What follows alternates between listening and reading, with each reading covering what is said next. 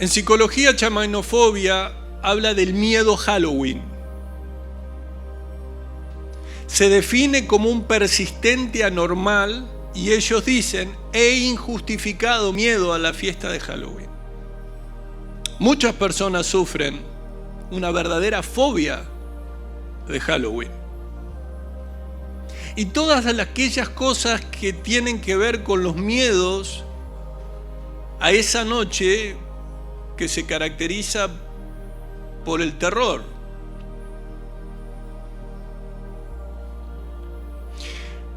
Es muy conocida entre las fobias la aracnofobia,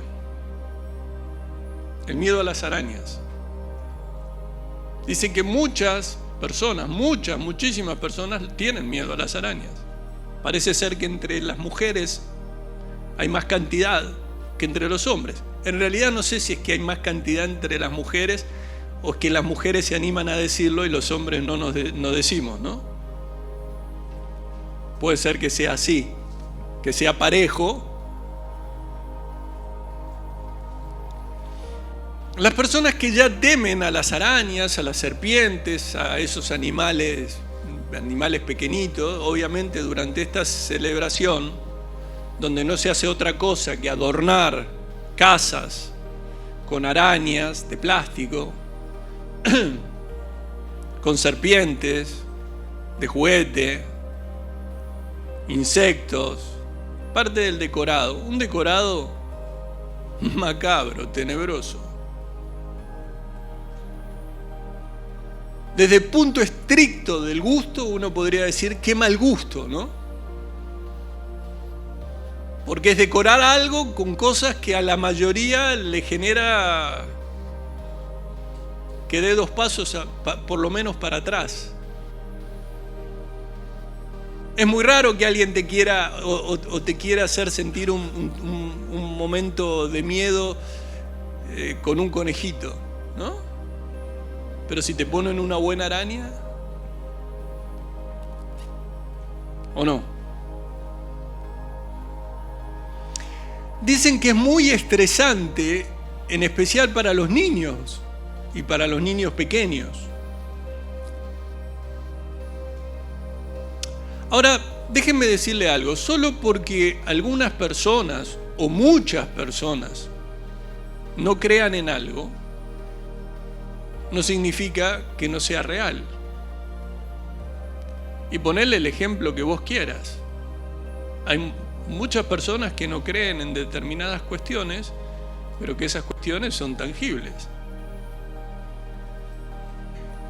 De hecho, ¿cuántos dicen que no creen en Dios? Dios existe y es su juez. No solo existe, sino es su juez. No solo existe, sino es su creador. No solo existe, sino que si viven es gracias a Dios, aunque no se las den. También hay muchas personas que dicen no creer en el diablo, pero el diablo existe. Entonces, más allá de lo que vos puedas pensar o lo que vos puedas preferir, hay muchos que prefieren pensar, no, el mal no existe. Como si por pensar que el mal no existe, no les va a llegar el mal a su vida. Lo cierto es que muchas personas participan, y ya en este tiempo, en lo que llaman la festividad, la celebración de Halloween.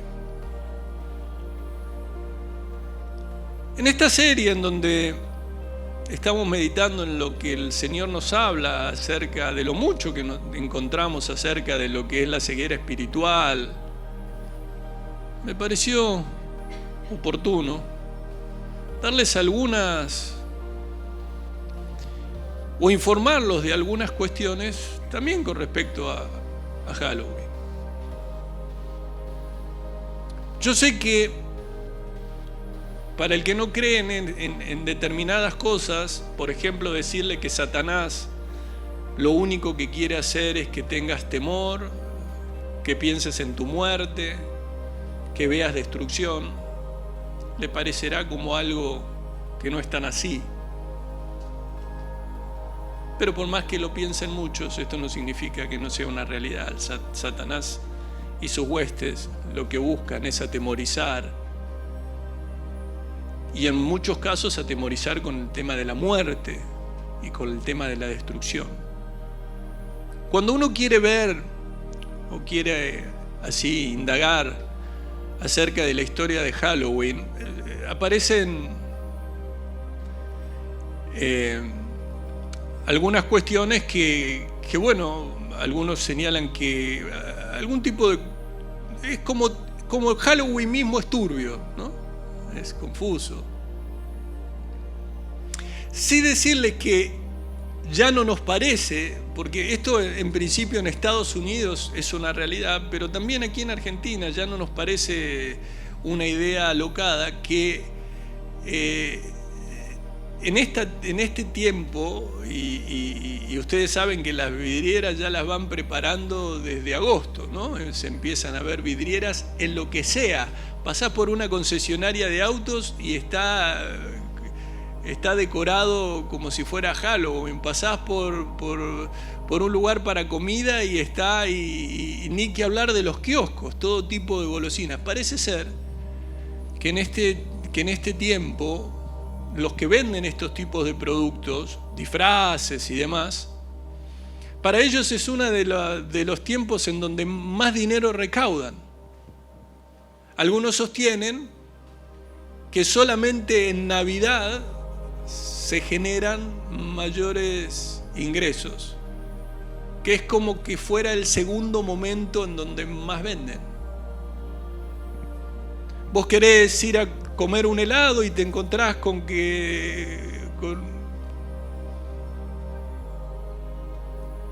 una escenografía que ni gana de comer helado dan. Basta pasar por los comercios, ustedes han pasado, lo han visto. Ni que hablar en los colegios. Parece que fuera una materia. Parece que no pueden dejar de hablar de esto.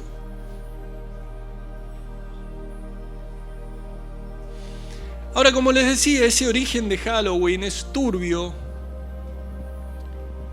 Halloween era un festival que celebraban los celtas. Dentro de los celtas eran una sociedad controlada por sacerdotes druidas. Aparentemente estos sacerdotes druidas eran satánicos, que estaban en las regiones de Irlanda, Inglaterra, parte de Francia. ¿Qué adoraban los druidas? Estos sacerdotes adoraban al dios Sol,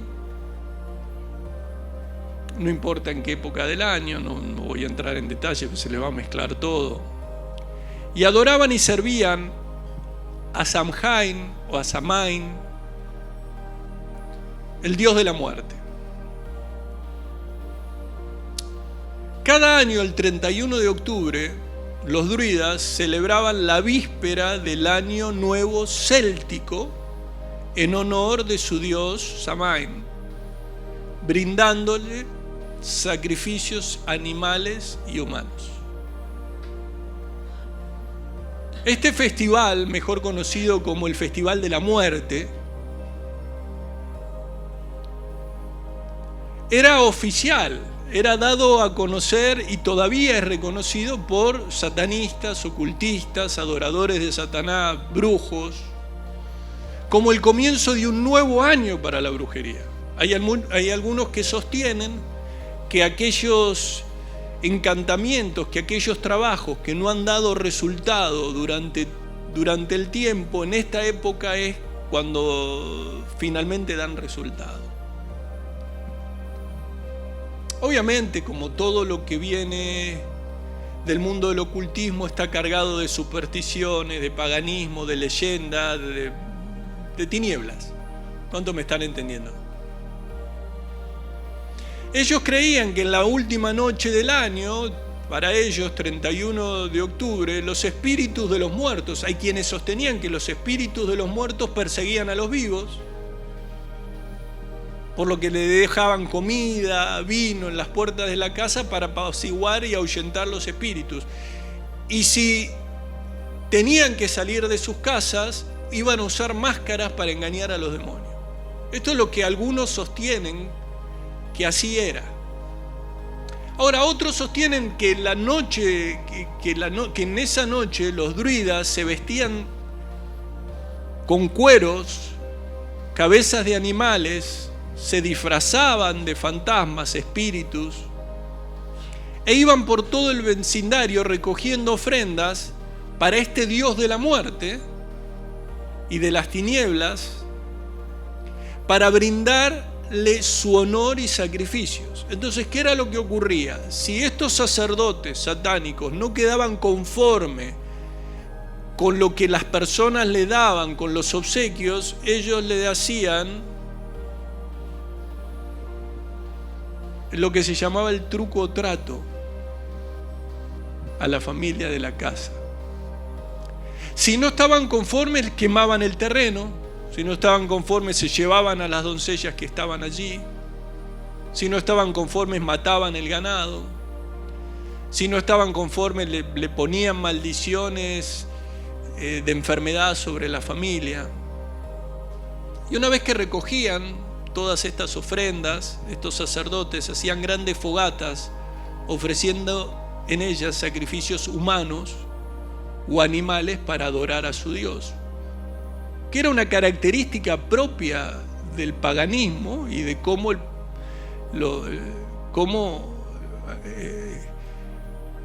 de alguna manera en estos festivales o en estas festividades querían congraciarse con esos dioses paganos.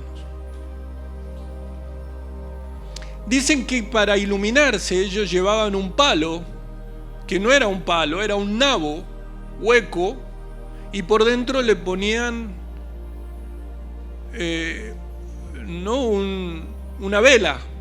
Este nabo hueco por dentro y con una cara grabada en la parte frontal que representaba un espíritu diabólico, lo iluminaban con una vela por dentro y era usado como linterna, ¿me entienden? ¿No? Un nabo con una cara y una luz, y la usaban como linterna estos druidas, estos sacerdotes, cuando iban de casa en casa por la noche. Claro, esta práctica después llega a América. Nabos no eran tan abundantes, los nabos no eran tan abundantes, y sí encontraron algo que podía sustituirlos. Si ustedes, no es tan difícil de que ustedes se den cuenta que esto fue las calabazas.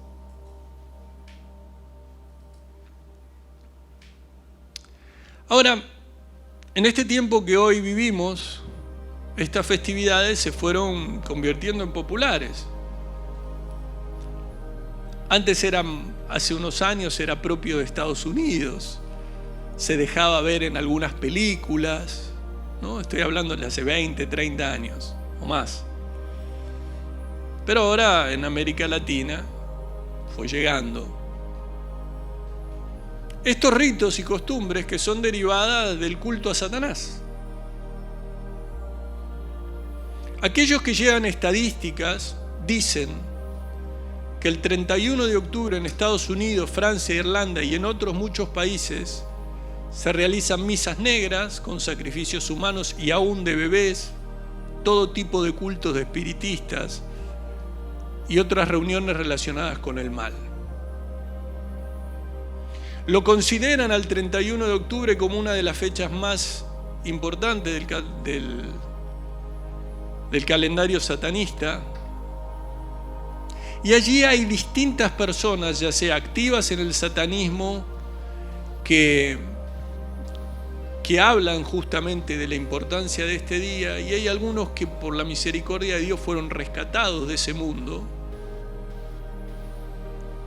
y que entre otras cosas sostienen, si supieran lo que se hacía, si supieran lo que hacíamos en esos días, a nadie se le ocurriría tomarlo a la ligera.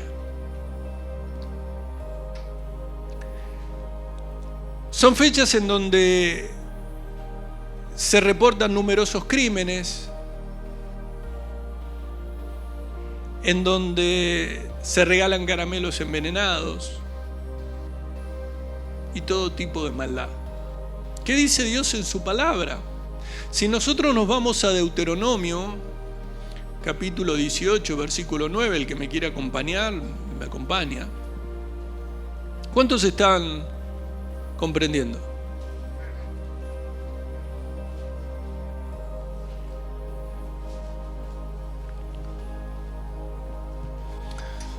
Cuando el Señor les habla y los amonesta acerca de las costumbres paganas, en Deuteronomio 18:9 dice: cuando entres a la tierra que Jehová tu Dios te da, no aprenderás a hacer según las abominaciones de aquellas naciones. ¿Sí? Versículo 10. No sea hallado en ti quien haga pasar su hijo o su hija por el fuego, ni quien practique adivinación, ni agorero, ni sortílego, ni hechicero, ni encantador, ni adivino, ni mago, ni quien consulte a los muertos, porque es abominación para con Jehová cualquiera que hace estas cosas, y por estas abominaciones Jehová tu Dios echa estas naciones de delante de ti. ¿Qué era lo que le estaba diciendo? Van a encontrarse con situaciones, van a encontrarse con prácticas en las que ustedes no tienen que ni participar.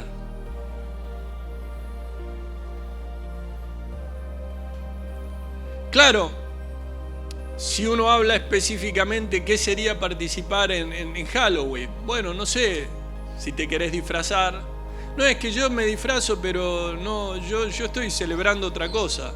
Bueno, yo te digo lo que se celebra realmente ese día. Si vos querés celebrar otra cosa, estará en vos tener el discernimiento para darte cuenta si estás celebrando otra cosa. No es que yo lo hago en forma involuntaria, no, en forma voluntaria lo haces, porque lo que estás haciendo lo estás haciendo en forma voluntaria, no involuntaria.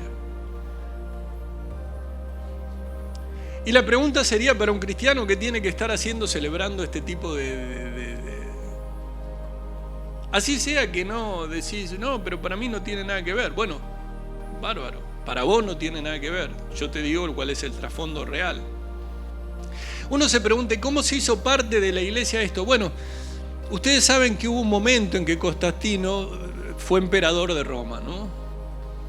Y proclamó al cristianismo como religión oficial del Estado. Y además de decir, bueno, es la religión oficial del Estado, Constantino quería de alguna manera que esta nueva fe que él había descubierto, él quería que, como emperador, que todos se convirtieran al cristianismo.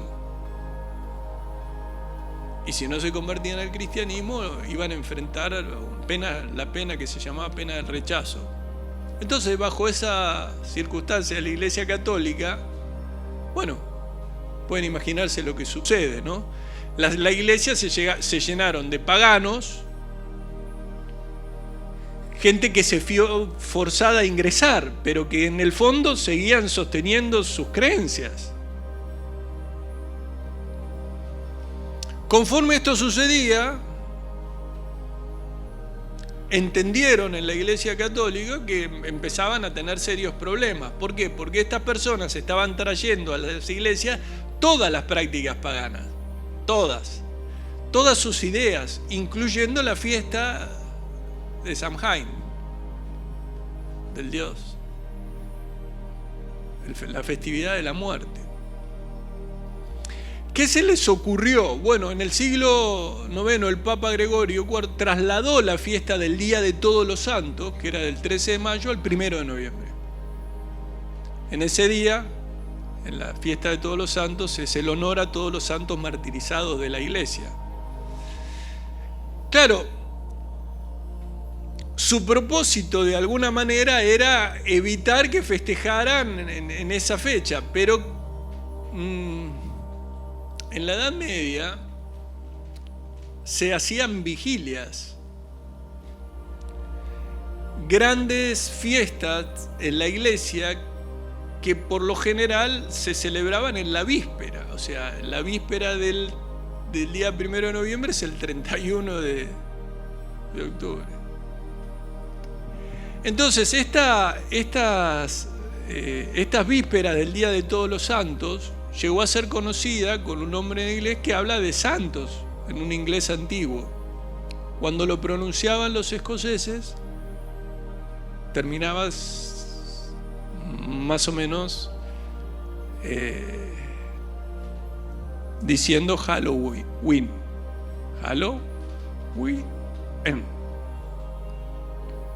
Ahora, más allá del nombre, era que las reuniones que hacían estos paganos no eran para agradecer a Dios, no era para alabar a Dios, sino que siguió siendo lo mismo. Siguieron con las mismas prácticas que ellos tenían. Cuando uno cuando vos vas a disponés a ir a una tienda, comprar, cuando vos vas a un comercio, cuando vos vas a donde vas y empezás a querer comprar cosas para la fiesta de Halloween, yo creo que al ver los artículos, decís, esos artículos la verdad que no pueden darle la gloria a Dios. Que yo me vista de fantasma, que me vista de espíritu, que me vista de alguien que quiere matar a todos, ¿no? De bruja, que los gatos negros, que los vampiros, que los zombies. Entonces, claramente Halloween no tiene sus raíces en la iglesia, pero está firmemente arraigado en lo oculto, en la brujería, en el satanismo. ¿Queda claro? Para que algunos no me pregunten, y para que algunos cuando entran a internet van a encontrar lo que quieran. Ahí van a encontrar, sobre todo van a encontrar algunas cuestiones que dicen, no, somos todos buenos, ¿no? El trasfondo es todo bueno. Acompáñenme por favor al capítulo 1 del Evangelio de Juan.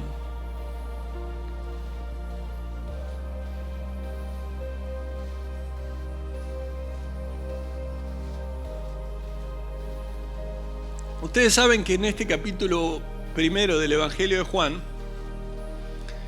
que comúnmente esta primera sección se llama prólogo, habla de la encarnación del eterno Hijo de Dios. Este prólogo, que se extiende hasta el versículo 18, pero que nosotros vamos a leer hasta el versículo 5 solamente. Leemos juntos Evangelio de Juan, capítulo 1, versículo 1. La santa palabra de Dios dice: en el principio era el Verbo, y el Verbo era con Dios, y el Verbo, este era en el principio con Dios, todas las cosas por Él fueron hechas, y sin Él nada de lo que ha sido hecho fue hecho. Versículo 4, hermoso versículo. En Él estaba la vida, y la vida era la luz de los hombres.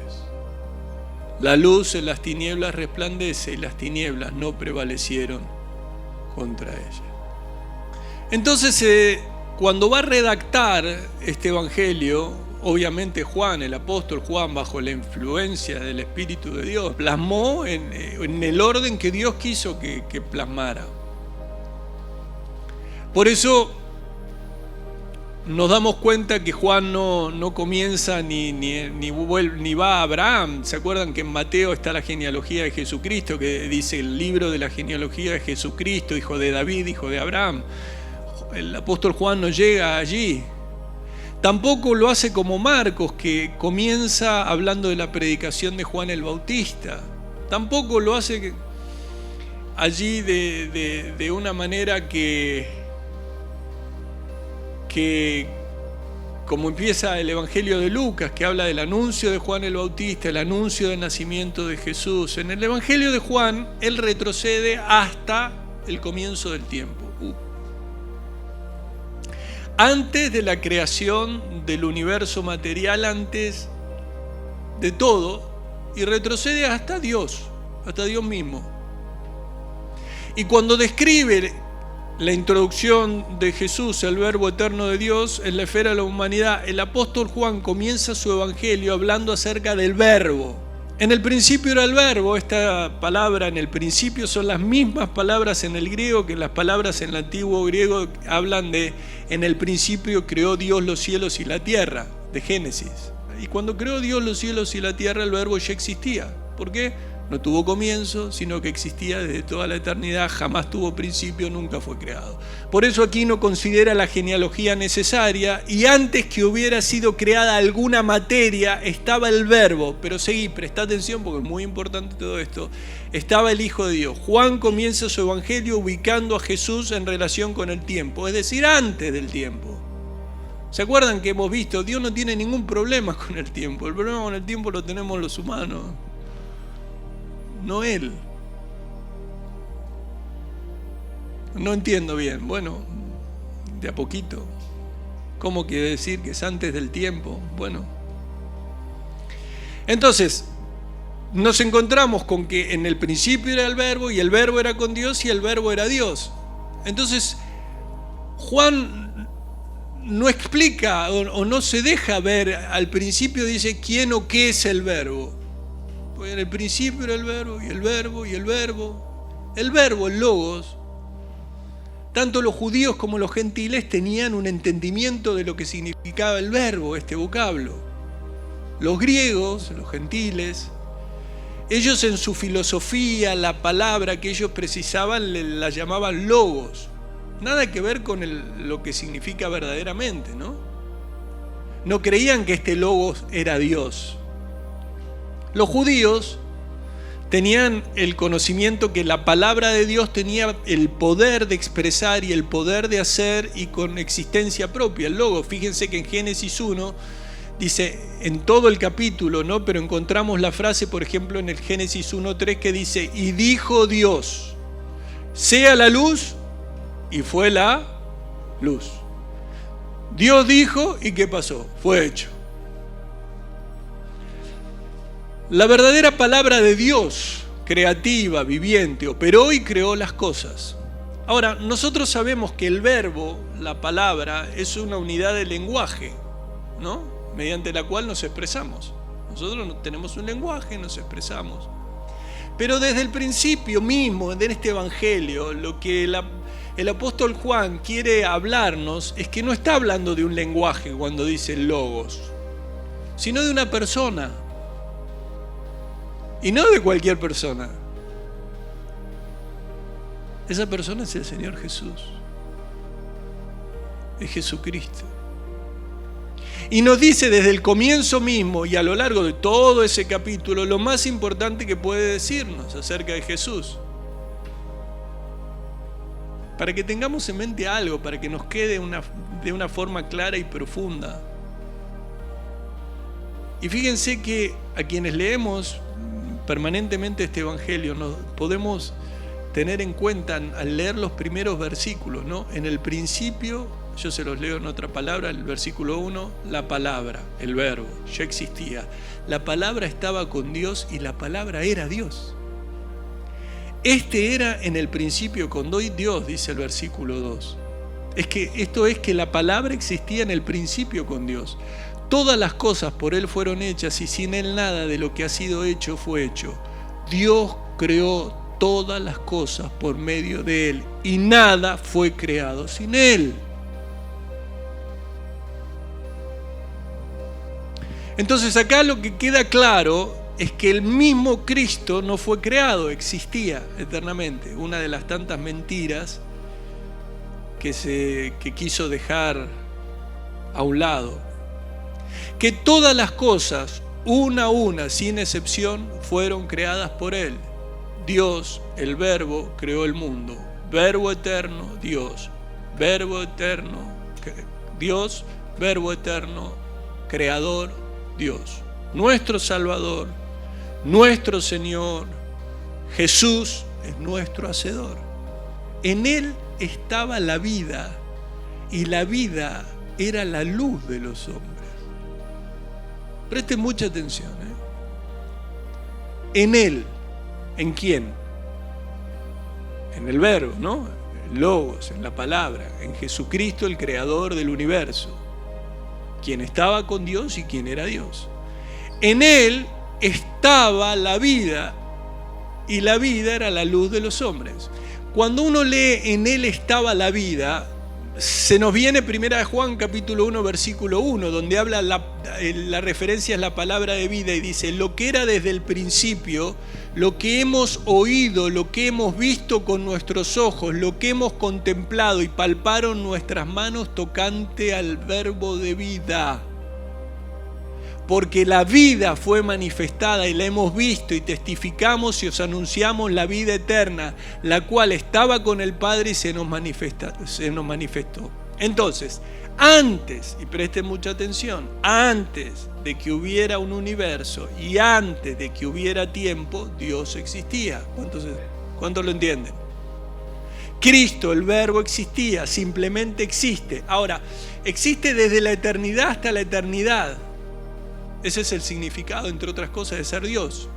Pero aquí se nos muestra que en el principio, antes de que algo hubiese sido creado, en Dios estaba la vida. Uno de los aspectos de Dios es vida. Él vive. Es una persona, no humana, sino divina. Hubo un tiempo en que solo hubo vida. No había materia. ¿Por qué? Porque la vida estaba en Dios. Entonces esa vida personal creó la materia y hubo vida y materia. Primero hubo vida, luego hubo materia física y energía. ¿Qué quiero decir? Fíjense y estén atentos al versículo 4 de 1 Juan. En él estaba la vida. Solo porque hay vida en el verbo, solo porque hay vida en Jesús, hay vida en lo demás de la creación. Y esto es, ¿no? Esas cosas, las maravillas de la palabra de Dios. Allí cuando dice, y en él estaba la vida, esto no significa que simplemente poseyese la vida, sino que él era y es la fuente de vida. Por eso la palabra aquí utilizada, Zoe, incluye tanto la vida física como la espiritual. Se usa en el sentido más amplio. Entonces, cuando uno empieza a ver esto, dice, pero ¿y Juan qué habrá querido decir aquí? ¿Qué es lo que nos quiere decir la palabra? Lo que nos está hablando es que el poder que crea y sustenta la vida en el universo es el Logos. El poder que crea y sustenta la vida. Cuando vamos a Colosenses capítulo 1 versículo 15, dice, Él es la imagen del Dios invisible, el primogénito de toda creación, porque en Él fueron creadas todas las cosas, las que hay en los cielos y las que hay en la tierra, visibles e invisibles, sean tronos, sean dominios, sean principados, sean potestades. Todo fue creado por medio de Él y Él es antes de todas las cosas y todas las cosas en Él subsisten. Cristo existe antes de todas las cosas y por Él se mantiene todo en orden. Si querés, cree en Cristo. Si no quieras, no creas. Pero esta es la verdad. ¿Se entiende? Aquellos que dicen yo no creo en Dios, no se dan cuenta que en Él estaba la vida. Que Él los creó. Juan habla de esa nueva vida, de esa vida espiritual, de esa vida que salva. ¿Por qué vida que salva? Nosotros sabemos, Romanos 6:23, porque la paga del pecado es muerte, mas la dádiva de Dios es vida eterna en Cristo Jesús, Señor nuestro. Dios nos regala la vida eterna por medio de Cristo. Es un regalo, nos lo regala, nos lo da. Entonces, ¿qué es lo opuesto a esto? ¿Qué es lo opuesto a tener vida eterna en Cristo Jesús? Bueno, de estar muerto espiritualmente y tener una condenación final. Entonces fíjense en estos primeros versículos cómo hay un mensaje central de este evangelio. Pero no queda allí. Porque cuando nosotros nacemos, recibimos vida. Físicamente. La palabra nos dice, porque como el Padre tiene vida en sí mismo, así también ha dado al Hijo el tener vida en sí mismo. Pero lo que el apóstol Juan está queriendo mostrarnos es que la vida que no tenemos, a pesar de tener vida física, es la que relata en el capítulo 5, versículo 24, también del Evangelio de Juan. De cierto os digo, el que oye mi palabra y cree en el que me envió tiene vida eterna, y no vendrá condenación, mas ha pasado de muerte a vida. ¿Qué significa esto? Que ha pasado de un estado de muerte espiritual a otro de vida espiritual. Para que nos quede claro, si no creemos en Jesús, estamos muertos aunque caminemos. Espiritualmente estamos muertos aunque caminemos.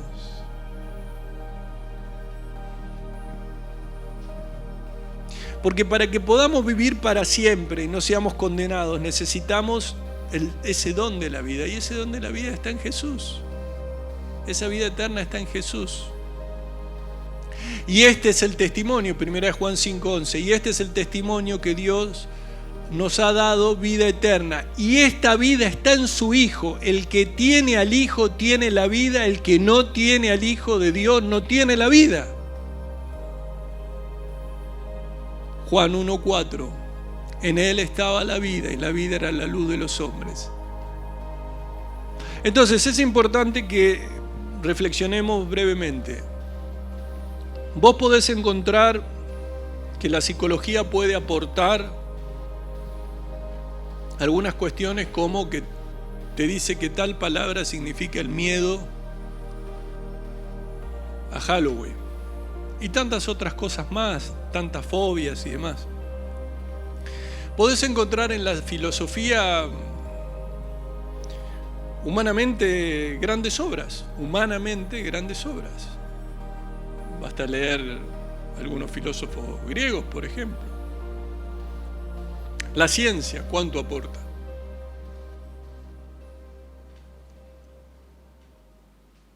Podés encontrar que haciendo buenas obras te sentís mejor y te sentís hasta vivo, ¿no? Cuando uno hace buenas obras se siente vivo. ¿Viste cuando hiciste algo y decís, qué bueno, ¿no? Colaboraste con algo, ayudaste a alguien, decís, wow. Hay mucha gente que creen que la vida la van a encontrar en una religión o muchos creen que la vida la van a encontrar en una iglesia. La vida eterna no se va a encontrar en ninguno de esos lados. Voy a ir a estudiar y voy a ser el mejor estudiante, que bueno, te animo a que lo seas. Primaria, secundaria, te recibas, universidad, y que puedas estudiar, buenísimo. Pero ahí no está la vida. El que tiene al Hijo tiene la vida, el que no tiene al Hijo no tiene la vida. Tener a Jesús es tener vida, rechazar a Jesús es rechazar la vida. ¿Te das cuenta lo importante que es este tesoro en vaso de barro?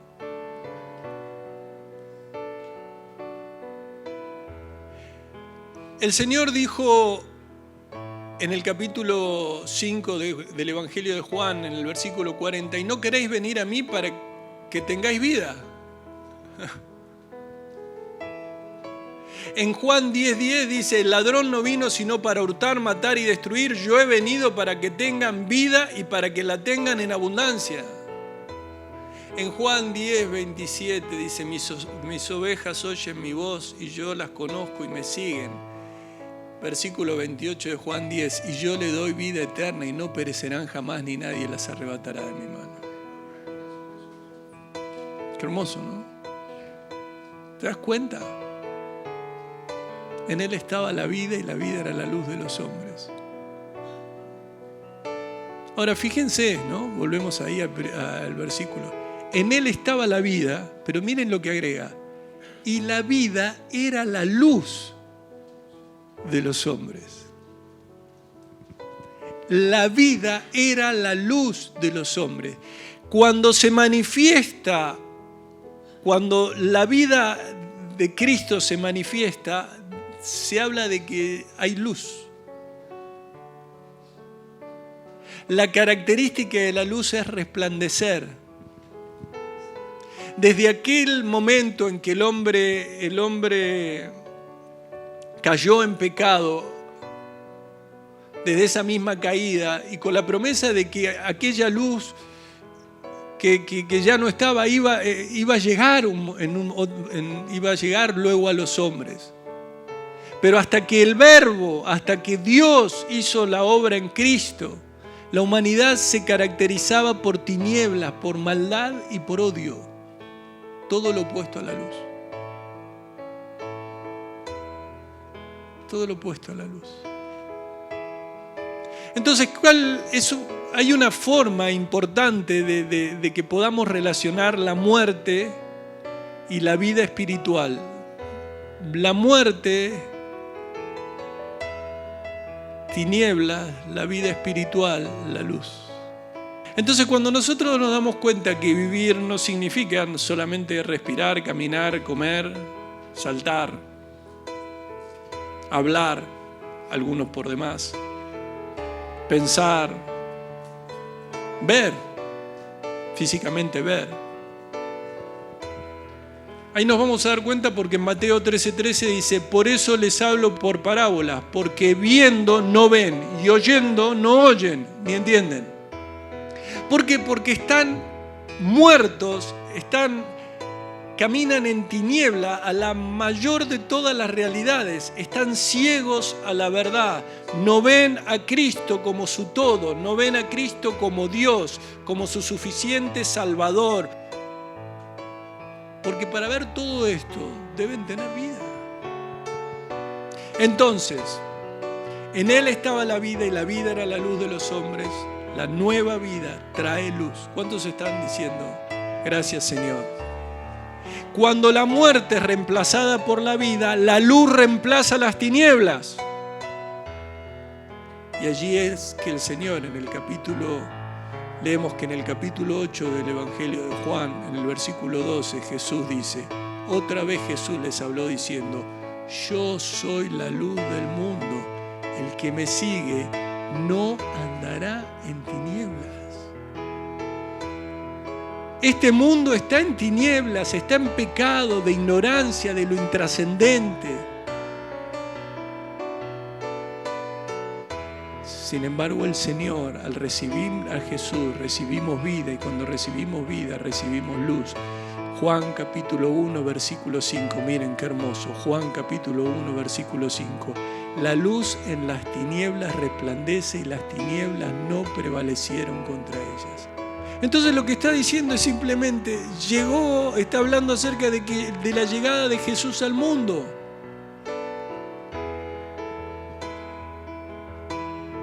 Porque la entrada del pecado trajo tinieblas en la mente de los hombres. Hundió al mundo en tinieblas en el sentido en que los hombres en general no conocen a Dios ni quieren saber nada de Él.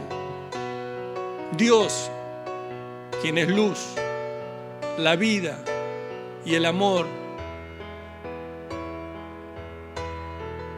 vio cómo ese mundo, cómo esas personas, esas creaciones de Él se hundían en la oscuridad, en la muerte. ¿Y qué hizo? El Señor dijo: si ustedes están en tinieblas, yo voy a ir a las tinieblas. Si ustedes están allí en desesperación, yo voy a ir a la desesperación. Si ustedes tienen deudas, yo voy a ir a pagarlas. Y en Navidad entró en la oscuridad y empezó a enseñar y empezó a sanar y empezó a iluminar en la oscuridad. En la cruz, Él tuvo que soportar la ira de ese Dios, la ira del Padre, por amor. Y lo hizo voluntariamente. Y en la resurrección venció a las tinieblas.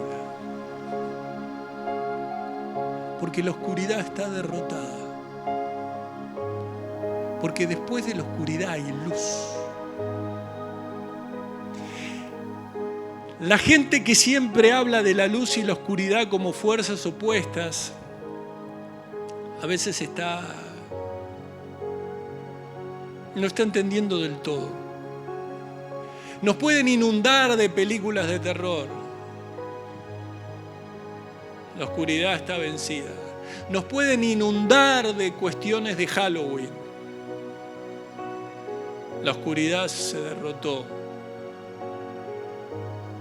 No hay lucha ya contra la luz, porque cuando la luz brilla, la oscuridad retrocede y debe retirarse. La luz brilla en las tinieblas y las tinieblas no la vencieron. Y para finalizar, sí, uno de los lemas de la Reforma Protestante fue post tenebras lux en latín. Después de la oscuridad, la luz. Así que también Dios eligió un 31 de octubre como el día en que Martín Lutero desencadenaría la reacción en cadena de renovación del Evangelio y la proclamación global que llegó a conocerse como la Reforma Protestante. En medio de tanto oscurantismo, en medio de tanta tiniebla, volvió a brillar el Evangelio y la gente volvió a creer en que había que tenerle fe y depositar su fe en ese Cristo que no te dejó en tinieblas, que no te dejó en oscuridad y que se hizo carne y habitó entre nosotros para que viéramos su gloria, gloria como del unigénito del Padre, lleno de gracia y de verdad. Así que en este Halloween sé luz, porque sos luz, y no participéis de las obras infructuosas de las tinieblas, sino más bien reprendedlas. El Verbo de Dios fue hecho carne y habitó entre nosotros, lleno de gracia y de verdad.